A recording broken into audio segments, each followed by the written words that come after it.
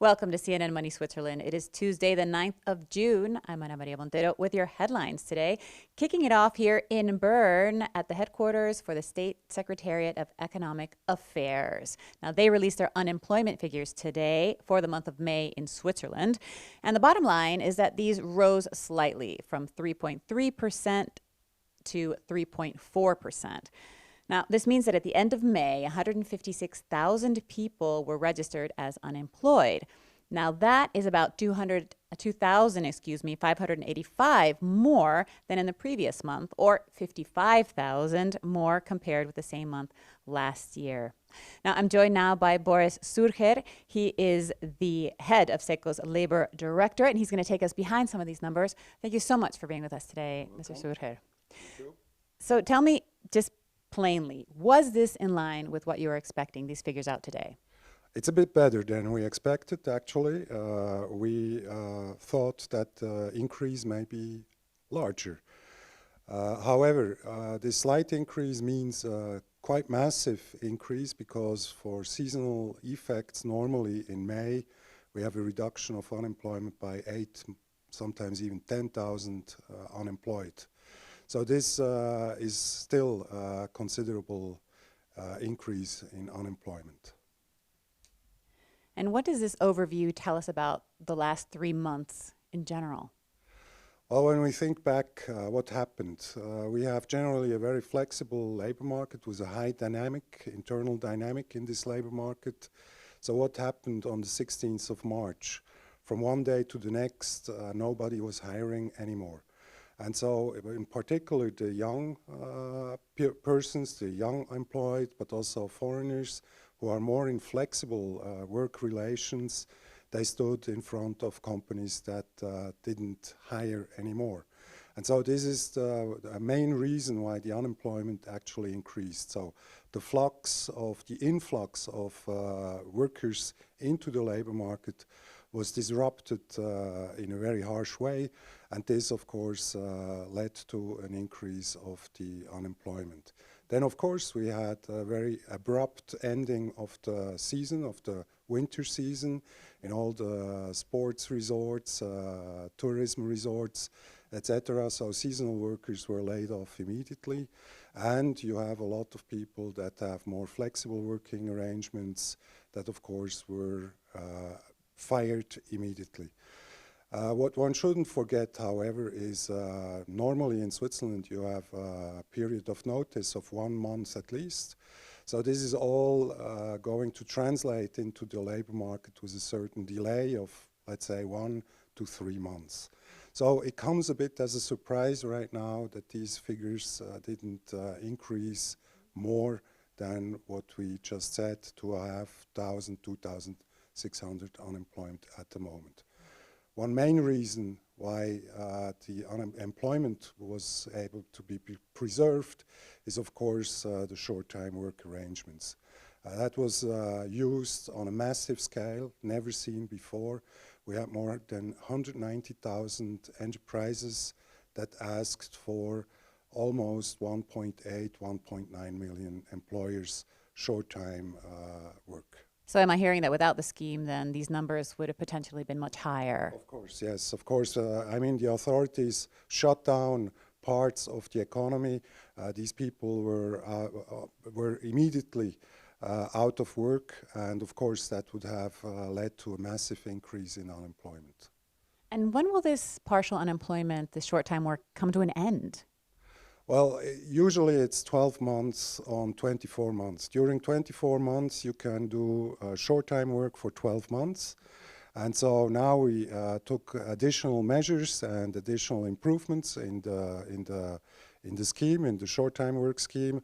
But this is going on. And so actually companies that have now short-time work can continue to do so for another 6, 7, 8 months, and we are actually also thinking about right now to extend it to 18 months on 24 months. So. When would you come to that decision, do you know? That is the Federal Council that will decide on that, and we are expecting a decision by mid-August. So. All right, so 10 years ago in May of 2009, during the recession, the rate was also at 3.4% unemployment and then rose to 4.4% by that December. So my question to you is, what is the outlook for the rest of the year? Can we expect that kind of increase come the end of 2020? The business cycle prognosis at the moment is 3.9% on average over the entire year. So that means now we are at about 3.4, 3.5%. So that means that by the end of the year we are going to surpass 4% by an important amount. So probably 4.2, 4.3%. So we expect similar evolution like at the time. However, I'm a bit, how shall I say, not more optimistic, but a bit less pessimistic in the sense that I think the internal, the business, the domestic market in Switzerland will pick up quite rapidly, and the normalization will occur faster than we expected because the lockdown was quite short. And so it's possible that there is quite a fast normalization. But the main problem here in Switzerland is we are a very open economy. And so, of course, we are very dependent on the international business cycle movements. And there we see asynchronous movements.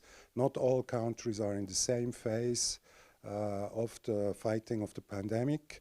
And so there may be in important markets, there may be delays. And so, of course, this will weigh heavily on the Swiss labor market as well.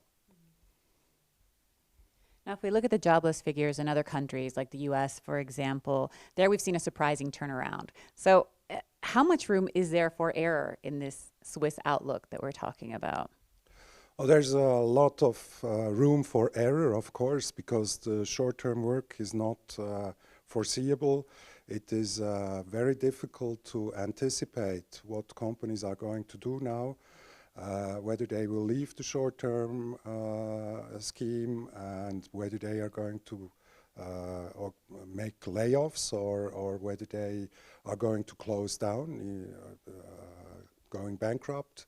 This is very, very difficult to anticipate, but I think the scheme in general helped to stabilize the situation. I think we have traditionally a very, very flexible labor market that is very responsible and resilient, and this may help that the figures are not going, I say, completely out of sync and depassing 5 or 6%, like some people are expecting. Because there are, there are the two camps. There are those that are saying that the signs are that the worst is over, and there are some that are saying that we're just getting started and how bad it's going to get. Well, I guess we have to learn how to live with this virus. It's not going to disappear. With some discipline of the population, of the workers, the sanitary measures that were also taken, I guess we can contain this virus. That is one part. That is an essential part for the economic pickup. And Switzerland's economy proved in the past that it is very resilient, very flexible, and it has also managed quite successfully the financial crisis, for instance. So I guess the big strength of the Swiss economy may prove here again. And I think the worst part, maybe it's not completely over. We expect now also that companies are closing down, more people that are going to be fired, that is clear now, but not in a massive scale where we have a real wave of bankruptcies here in Switzerland. I guess the measures taken by the Federal Council to help the companies, etc., are quite effective. In other news, Swiss voters will have an alternative proposal when the Responsible Business Initiative goes to the ballot box later this year. Parliament's upper house joined the lower house today in voting in favor of a counter-proposal. The controversial popular initiative, which was launched in 2015, would hold Swiss-based companies legally accountable if their overseas subsidiaries violate human rights or environmental standards. Parliament's alternative proposals would instead require big companies to report on topics such as human rights. And staying with the Swiss Parliament, which has had a busy session, both chambers have now given the go-ahead to the coronavirus contact tracing app Swiss COVID. With the legal groundwork now in place, the Bluetooth app is expected to be rolled out for use by the whole population this month to help prevent a second wave. Online viewing rooms have been a growing trend in the art world as the crisis forced the cancellation of one art fair after the other, the latest being Art Basel. But for Zurich-based art dealer Eva Pressenhuber, these virtual gallery booths are no replacement for the real thing. She tells Tanja König why. We were not successful with online viewing rooms so far. We only set our own online viewing room up maybe a month ago. And we had Sue Williams on the online viewing room from the gallery. So you're now talking, you have set up your own online viewing rooms. Of course. Yeah, we have, like every gallery now, I guess, has an online viewing room since the crisis. That's one thing. Then the fairs started to do online viewing rooms because the fairs cannot really happen. So they offer the online viewing room. But you know, you can never, ever experience art the same. You cannot experience that show on online viewing room the same like here. So I'm okay with this instrument as something additional, but it's not the future. It's just something additional, like the websites were 20 years ago. Now it's the online viewing room, and I think you need to see art at art fairs. You need to see art fairs, particularly in gallery shows and in museums, to be able to choose and to collect, you know. So you're not convinced about these online viewing rooms. How much business did you actually do so far? Nothing with the online viewing room, nothing, zero. Zero. And I think everybody, if the galleries are honest, they're just not honest. If they would be honest, maybe they sold 2 or 3 pieces during the Hong Kong online viewing room, but they would have to sell 55 pieces at the fair, at the real fair, to make money, you know. So they say, oh, we've sold these 2 big pieces, but they would have to sell 20 of the big and 30 of the smaller ones to make money. So it's, you know, I say nobody really makes money on the online viewing rooms. Okay. Maybe with drawings or, well, you know, we sold the whole Share Use show, which is at Remistrasse, online. That were 55 works. We sold 55 works, but not with an online viewing room. We just sent them to particular clients and they bought. That's all online. They didn't come to see the show. But key is, these are very inexpensive works on paper, between 7,500 and 26,000, and maybe some paintings, a couple of paintings for 100,000. We've sold that. But this artist is very wanted. Many people would like to collect her, and the price was right for the corona crisis. So this is what you can do with online now. And I think we just wait to get back people coming to the shows, collectors, and to fairs again. But so then, as I understand, online is as an additional, if you really want to sell, you still need to have contact with the collector. You still need to have that outreach. Just having it online. Not every artist is just as hot that there are 10 collectors out who would take any work they could get, you know? Usually an artist has a long-term career and makes every 2-3 years a show, and these shows are placed over time in collections. That's how the usual is. I mean, if anybody tells you something different, I don't know.